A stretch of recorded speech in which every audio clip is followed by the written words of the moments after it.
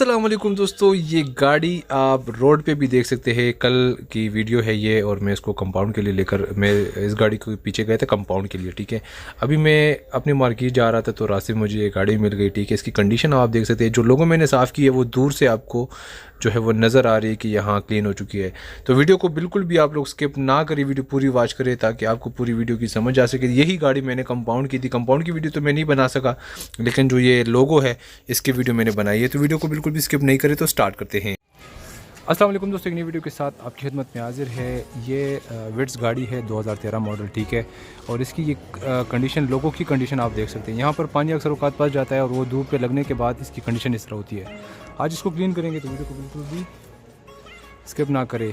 इसे हम हार्पिक का इस्तेमाल करेंगे, ब्रासो दोनों को मिक्स करके शेक करके इसके ऊपर अप्लाई करना है। ठीक है, जिस तरह मैं करता हूँ सेम मेजर्स आप भी इस तरह ही करें।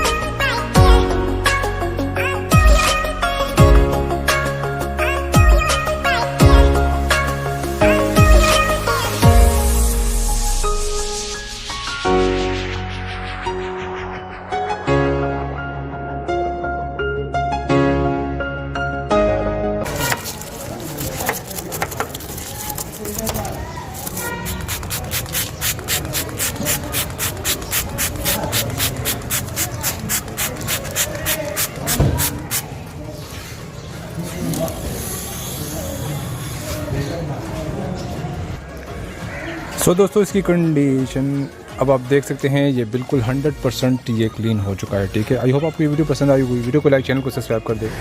सो गाइस, इस गाड़ी की कंपाउंड के लिए मैं आया हुआ था। इस वाले साइड की कंडीशन आप देख ले, उस साइड वाली साइड की कंडीशन ये मैंने कर ली है।